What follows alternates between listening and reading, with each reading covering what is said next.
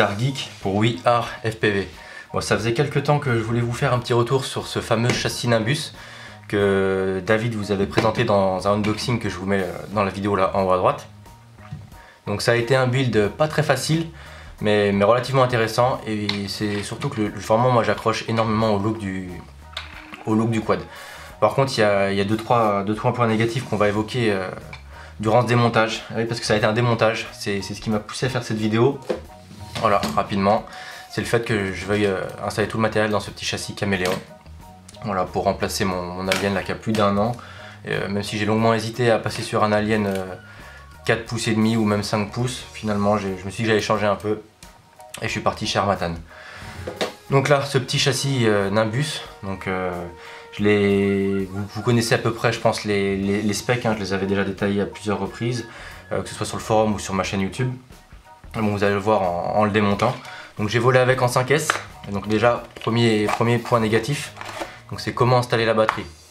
Donc bon, là il y a deux petits straps, j'en ai cassé un, donc j'en ai remis un. C'est pas des straps, c'est des espèces de languettes en caoutchouc qui viennent se prendre là sur une petite tétine qui dépasse. Donc voilà, donc déjà premier point négatif, c'est l'espace qu'il y a là-dedans. Là, voilà, il y a l'emplacement pour la lipo. Donc déjà moi, comme je voulais voler en 5S, si on prend une Airline de chez Tattoo en 1300 mAh, voilà, déjà ça rentre à peine. Donc faut y aller au chausse-pied. Voilà, on force un peu. Une fois que c'est rentré dedans, ok, c'est bien.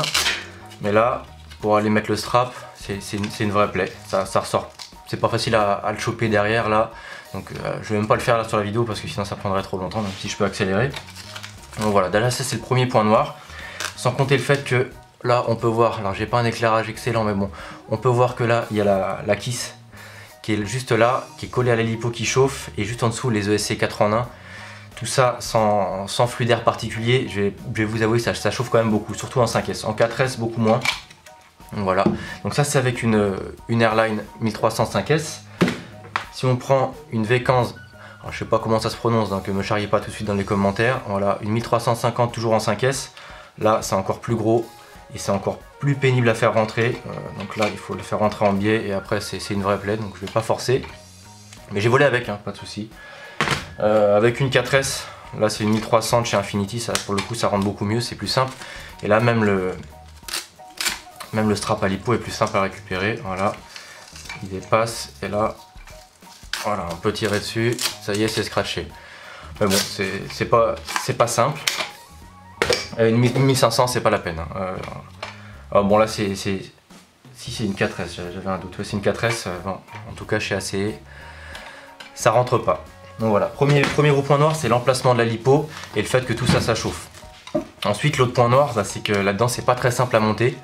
Donc là, on peut voir au fond qu'on a une petite plaque en plexiglas qui vient maintenir la lipo et protéger la caméra qui est juste en dessous.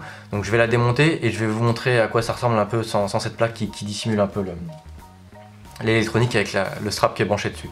Donc je vais démonter ça, puis je passerai la séquence en accéléré. Donc c'est maintenu par 4 petites vis, hein, c'est pas bien compliqué à défaire. Sinon, pour revenir au châssis en lui-même, j'ai trouvé que ça volait très bien, avec une Kiss avec des PID par défaut, que habituellement j'apprécie pas forcément. Ça vole, hein, tout le monde évidemment, tout le monde dit que ça vole en PID par défaut, que ce soit Kiss ou Betaflight. Mais franchement, moi je trouve que le comportement avec des P plus haut est nettement mieux. Mais là, c'est vraiment clean, c'est très bien équilibré. Je sais pas si l'aérodynamisme joue beaucoup, mais vraiment un très bon feeling en vol, hein. Là-dessus, j'ai rien à dire. Même en 5S, zéro vibration. J'ai des F60 Pro 2500 kV. Sur les dernières lipos, j'ai pu monter un petit peu les P. Je me suis arrêté là, j'ai pas touché au D, pas touché au I. Et c'est encore plus loqué forcément. Et toujours pas de vibration. Je crois que je suis monté à 3,8. C'est pas énorme, que ce soit sur le pitch et le roll. Je touche rarement au yo. Mais bon, ça volait bien. Franchement, c'est... Avec le look et le comportement en vol, ce sont vraiment les deux points qui m'ont le plus plu sur ce quad. Après j'ai pris quelques crashs, mais bon, rien de bien grave, pas d'arbre ou de mur de pleine face, donc vraiment là pour le coup je vais pas pouvoir juger de la qualité de la frame. Allez, j'accélère un peu, je me tais.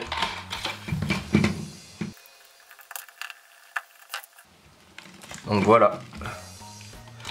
Alors là, la petite plaque elle est fixée au châssis par un riselant qui maintient le condo. Donc je vais couper ça. J'arrive à glisser la pince dedans. Ok, voilà. Donc voilà la plaque dont je vous parlais. Ça pèse pas bien lourd, hein. Le strap il est assez large, donc je pense qu'on aurait pu mettre un strap plus petit et gagner quelques grammes. Parce que mine de rien, le châssis il est lourd. Enfin lourd.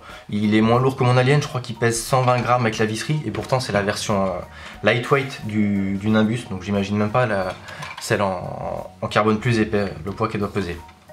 D'ailleurs, le fait que j'ai pris la version très légère, je sais pas si on va réussir à le voir à la caméra, mais juste là, voilà, si je mets mon doigt, que la mise au point se fait, pas.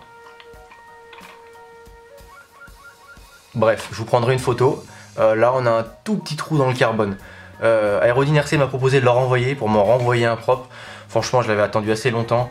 Puis comme finalement, je voulais pas le garder, j'ai pas fait jouer entre guillemets la garantie. Donc voilà, donc là on voit un peu plus l'intérieur du quad. Donc au fond on peut voir qu'il y a un petit condo. C'est un 25 volts. 25 volts 1000 microfarad. Bah, il n'a pas cramé avec mes quelques sessions en 5S. Il est branché sur l'arrivée de la lipo. Donc ce que j'ai fait aussi sur le châssis, histoire de le rendre un peu plus simple à bricoler si jamais je l'avais gardé. Là normalement il y avait une plaque, enfin non il y avait une plaque, il n'y avait pas de plaque de fourni, mais ici normalement on mettait le récepteur radio et le VTX. Sauf que moi le récepteur radio là pour faire sortir les antennes par là, sur le XSR, qui sont assez courtes sur le XSR, il était trop loin. Donc du coup j'ai fait un petit fichier imprimé en 3D. Alors déjà il faut que je défasse, que je libère les antennes pour pouvoir vous montrer le fameux XSR. Hop. Voilà. Voilà, donc là on retrouve les deux antennes du XSR. Et donc là ce que j'ai fait c'est que je voulais un truc assez plug and play. Donc là le XSR on peut directement le débrancher. Donc vous n'allez pas bien le voir mais une fois débranché je pourrais le tirer. Voilà, et je me suis fait un petit support que j'ai modélisé à l'arrache sous SketchUp.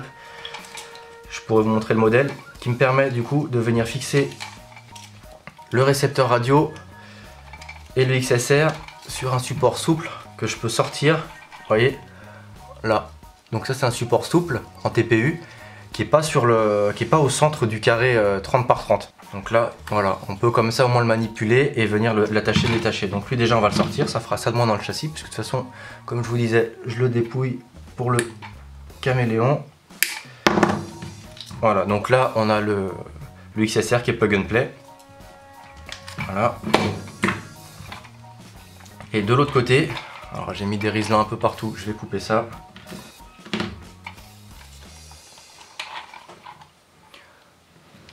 Donc là c'est pareil de l'autre côté, j'ai mis la même languette qui part du support 30 par 30, qui est, voilà, qui est flexible, qui permet de venir chercher et débrancher le VTX. Voilà, donc encore une fois ça facilite un peu les manœuvres, le fait de pouvoir venir le bouger. Donc là le VTX lui il est moins plug and play quand même parce qu'il y a la pigtail à enlever et comme elle est sous la gaine thermo, je vais d'abord la détacher de ce côté là. D'ailleurs on va pouvoir enlever la petite TBS. Donc voilà, maintenant on a accès quand même plus facilement à la kiss avec le buzzer qui est dessus. Donc sur la kiss les seuls trucs qui sont soudés donc c'est le récepteur radio et le buzzer. Tout le reste c'est via le petit JST là qui part des 4 en 1. Donc ça c'est assez pratique, on va pouvoir enlever la kiss tout de suite. Pareil, hein, j'accélérerai au montage. Donc là, petit problème avec la kiss quand même, c'est que j'ai voulu conserver l'USB vers le haut pour faire les mises à jour assez facilement. Enfin les mises à jour, les réglages, parce que pour les mises à jour si on veut flasher, il faut appuyer sur le fameux bouton de boot et lui il est sous la carte et en bas. Donc là autant dire que j'y ai pas accès. Donc forcément pour les différentes mises à jour de firmware, j'ai eu besoin de sortir la kiss et ça c'est vraiment pas pratique. Alors évidemment j'aurais pu faire deux fils qui partent du bouton de boot et faire un belt jumper à positionner, mais bon c'était du bricolage encore pour ce châssis dont je me suis vite aperçu que les différentes contraintes allaient me pousser à changer. Donc voilà, je vais finir de démonter la kiss. Donc là comme vous pouvez le voir, hein, même pour accéder aux petites vis, avec des grands doigts, des gros doigts, c'est pas très pratique. Donc ça fait clairement partie des points négatifs. la maintenance du châssis est vraiment pas simple. Après, une fois que ça tourne, s'il n'y a pas de casse, si tout tient bien, pourquoi pas. Mais bon, moi, j'ai rien que de mettre les lipos à chaque fois, ça m'a pris la tête. En parlant de lipo, on a quand même le... Contrairement au châssis avec la lipo en dessous, on a voilà, le petit capot qui vient la protéger, donc bon, ça c'est pas mal.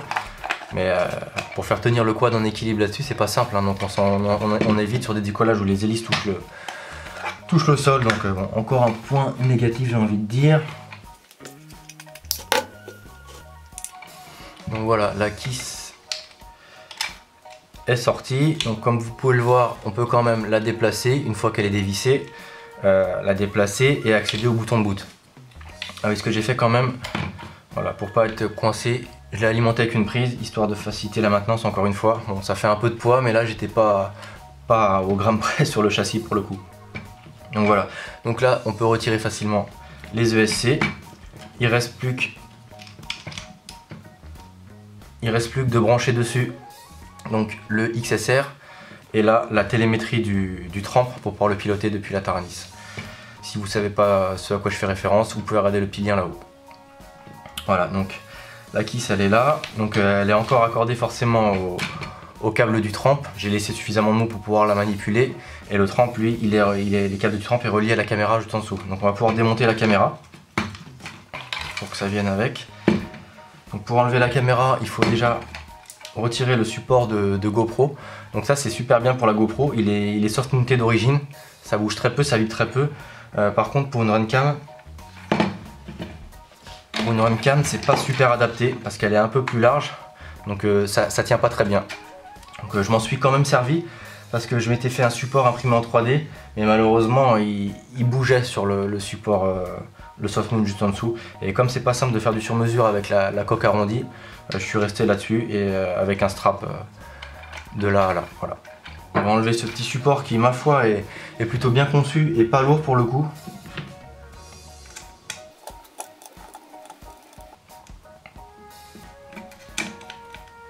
Donc vous voyez le petit soft mount là qui est pile poil adapté à la forme du châssis.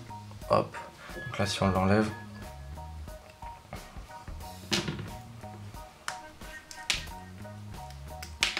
Voilà, on peut peut-être le voir un peu mieux. Voilà, donc ça collé sur le châssis, ça évite que la cam vienne bouger. Donc ensuite on a accès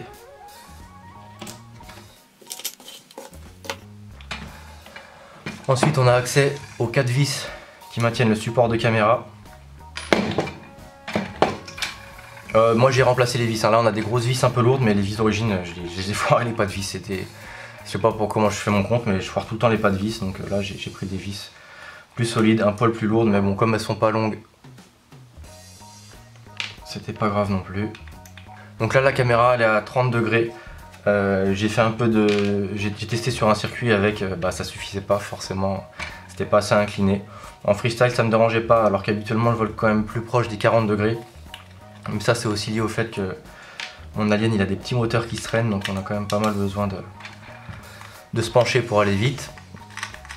Donc voilà, ça y est, on sent la caméra qui tombe. Donc de mémoire, il y a trois niveaux d'inclinaison, mais ça David vous l'avez indiqué dans l'overview. C'est 30, 45 et 60 degrés si je dis pas de bêtises. Donc voilà. La petite Foxeer Euro V3. Donc bon là on a le connecteur que David n'aime pas. Moi perso je trouve ça plus simple d'avoir un connecteur. C'est ce qu'ils ont fait d'ailleurs aussi sur Shootcraft, hein, sur leurs ESC, maintenant il n'y a plus qu'un seul connecteur. Là on a la petite prise pour la télécommande, donc elle reste toujours à demeure, c'est pratique pour venir faire des réglages sur le terrain. Ça évite d'avoir à aller brancher la télécommande directement au cul de la caméra quand c'est pas accessible sur le châssis. Donc voilà, on peut voir le support de cam. Donc il est pas hyper polyvalent, hein. Je crois qu'il n'y a que les formats HS 1177 qui sont faits pour. Donc j'imagine pas qu'on puisse y mettre facilement une micro ou une mini. Donc voilà. Et en plus le kit RTF ou ARTF est fourni avec 1 €. C'est aussi pour ça que j'avais fait ce choix là, même si jusque là j'ai principalement volé avec du Foxeer. Voilà, donc le petit support est pas mal fait à partir du moment où on a la caméra qui va bien avec. Voilà, donc derrière, en dessous, voilà, on a maintenant, alors est-ce qu'on va voir, je vais essayer peut-être de pousser un peu toute la filasse. Donc voilà, on a les ESC 4 en 1 qui restent, mon support en TPU avec le trempe dessus. Donc là on va défaire la pigtail, comme ça on pourra enlever le trempe et je vous montrerai de plus près à quoi ressemble le support.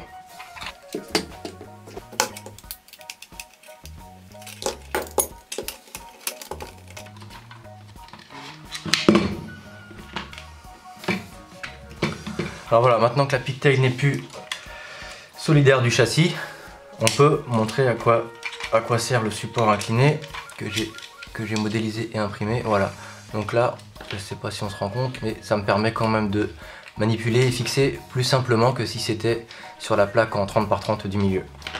Donc là, on va défaire le trempe. Voilà, hop, le trempe dehors, il va dans le caméléon. Donc là, je vais vous défaire le support en 30 par 30 pour que vous voyez à quoi il ressemble. Donc encore une fois, là on peut voir à quel point c'est galère d'accéder aux écrous. Alors voilà, encore un truc qui m'a bien gavé là, franchement. La pure galère juste pour enlever 4 écrous quoi. Hop là, donc voilà, la plaque dont je vous parlais, c'est tout bête. Mais du coup on peut facilement y attacher du matériel, que ce soit là ou là, avec les différents trous qu'il y a, on y passe dirigeant sans souci. Donc là, il ne reste plus que donc les ESC, on peut enlever le câble. Donc les Shoopcraft 4 en 1 qu'on vous a déjà présenté, que Jérémy utilise aussi. Franchement ça marche bien. Même avec du Kiss là, en BLLI 1616, ça tourne. Pas de souci particulier. Donc là on voit un peu mieux avec mon pauvre éclairage. Vous pouvez remarquer que ma Kiss est soft mountée, c'est la première fois que je fais ça. Habituellement je suis anti soft mount des FC. Sous Kiss j'avais essayé au tout début, hein, ça fait maintenant un peu plus d'1 an, avec des espèces de rondelles, là, les O-rings en caoutchouc. Ça m'avait causé plus de problèmes qu'autre chose. Mon Alien il a toujours été en hard mount et ça a toujours très bien marché. Depuis que j'ai soft mounté les moteurs sur l'Alien, j'ai encore pu monter mes P encore plus haut. Mais franchement, ces modèles-là de soft mount, je trouve que c'est vraiment bien fichu, ça bouge très peu. Et pour le coup, vraiment la carte de vol est complètement isolée du châssis parce que les deux vis ne communiquent pas. Donc je vous montrerai un petit lien, j'achète ça en gros chez Banggood, c'est vraiment pas cher. Ce sera dans la description de la vidéo. Mais bon, j'ai pas poussé très loin le tuning du Nimbus, mais je pense qu'il y avait moyen vraiment de monter l'épée un peu plus. Donc là on va sortir la carte 4 en 1. Donc c'est les 35 ampères qui burst à 45. Moi j'ai des F60 2500 kV, j'ai volé un tout petit peu en 50-50, sinon principalement j'ai volé en 50-40. Ça a l'air d'encaisser, j'ai quand même pas mal tiré dedans, je suis pas du genre à me retenir sur le full throttle. Donc voilà, là on va encore aborder un autre point noir du châssis. C'est que bon là c'est peut-être moi hein, qui n'ai pas voulu me prendre la tête, mais pour pas avoir à faire les soudures à l'intérieur, on va sortir là tout ce qui traîne. Pour pas avoir à faire les soudures à l'intérieur du châssis, j'ai laissé suffisamment de mou sur les câbles moteurs pour pouvoir les souder dehors. Sauf que là si on voit la distance de là à là, c'est immense, c'est sur du AWG, c'est du combien là? C'est du 18, mine de rien ça rajoute beaucoup de poids sur le châssis. Donc encore une fois, c'est un châssis qui est lourd. J'ai plus les chiffres en tête, David les avait annoncés lors de l'overview. Et moi de toute façon sur le topic que j'ai alimenté sur le forum de WeAreFPV, il y a toutes les infos. Donc je vous mettrai le lien dans la description. Si ça vous intéresse, n'hésitez pas à le consulter. Il y a pas mal d'infos, de photos du montage, des points noirs et des points positifs que j'aurais peut-être oublié d'évoquer dans cette vidéo. Donc n'hésitez pas à aller y faire un tour. Donc là je vais dessouder les 4 moteurs, on va en démonter un, vous verrez aussi à quel point c'est pénible. Et puis comme ça vous verrez un peu le châssis dedans, à quoi ça ressemble. Et puis suite à ça je vous mettrai des vidéos quand même en vol, en DVR et en HD avec la Runcam. Ça vous permettra de vous faire une petite idée, hein, même si je suis loin d'être un as du pilotage et que pour le coup j'étais beaucoup moins à l'aise avec mon Alien que j'utilise depuis plus d'1 an maintenant. Mais ça fera déjà un peu de matière pour vous faire un avis. Donc là je vais brancher le Super Pro 32 ou TS100 en fonction des shops. On va dessouder ça et je vous reprends juste après. Donc voilà les fameuses ESC 4 en 1. Donc voilà, là on a enlevé toute l'électronique, il reste la kiss, les ESC. On met ça de côté. Et donc voilà, le châssis, il reste une petite entretoise. Donc le châssis à vide, il reste plus que les moteurs. Donc pour enlever le moteur, voilà, c'est bien, c'est à l'aveugle. On cherche, a priori là j'ai du bol, j'ai une première vis. Donc là déjà sur ce type de châssis, soft mount des vis, impossible. Voilà, la vis est tombée, jackpot, on l'a entendu. Donc ouais, mettre du soft mount sur ces vis là c'est un peu compliqué. Donc ouais, vous allez me dire on peut mettre une rondelle en caoutchouc sur la vis, la glisser dedans. C'est un coup à ce que ça se foute la gueule par terre. Et puis déjà je vais vous dire que prendre une vis, voilà, j'ai pas de matériel aimanté, donc il faut faire ça, glisser dedans, trouver le trou en face de la protection moteur qui fait office de soft mount, plus le moteur. Non, encore une vraie galère. Donc encore heureux, on change pas les moteurs tous les 4 matins. Donc là en parlant de protection moteur, c'est des protections de chez Drone FPV Racer. Je les ai pas achetées, je les ai imprimées. Et en plus vous pouvez voir que David m'a fait une petite modif sur le fichier STL. Là il y a un trou pour passer les fils, parce que là les fils moteurs sont par l'extérieur sur ce châssis là. On verra plus en détail une fois que j'aurai fini de dévisser le moteur. Vu que ça risque d'être un peu long, je vous reprends après.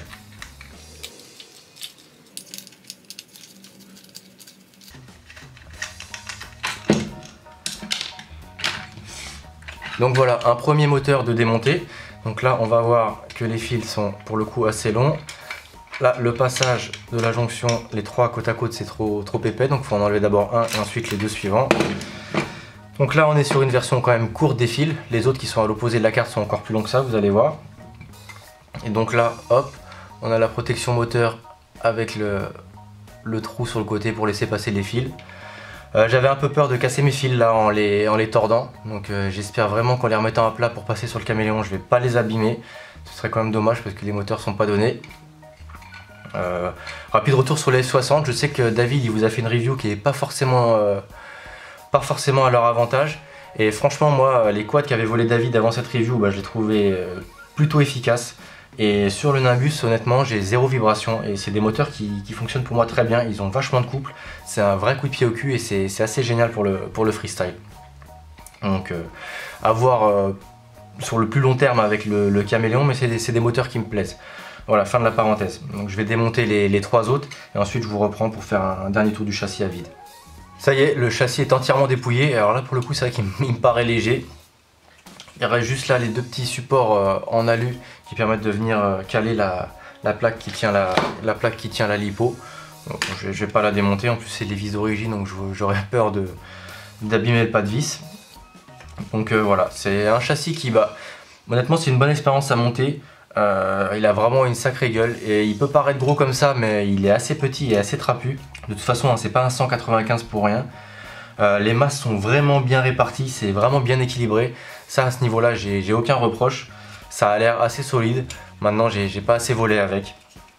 Malheureusement c'est pas un quad qui me donne envie de voler tous les jours parce que c'est compliqué à bricoler. C'est compliqué à utiliser sur le terrain avec la lipo à mettre là-dedans. Et mine de rien ça chauffe beaucoup. En tout cas moi j'ai utilisé là pendant les périodes de canicule là en plein mois de juin où il faisait plus de 30 degrés. Et honnêtement ça cramait. Sur ce, je vous laisse avec un petit bout de dévers, un petit bout de vidéo HD. Et pour pas que ça dure trop longtemps, je vous mettrai un lien vers ma playlist du Nimbus sur ma chaîne perso. Et libre à vous d'aller y voir les vidéos que j'ai faites avec le Nimbus. Allez, je vous laisse, c'était Motard Geek pour We Are FPV.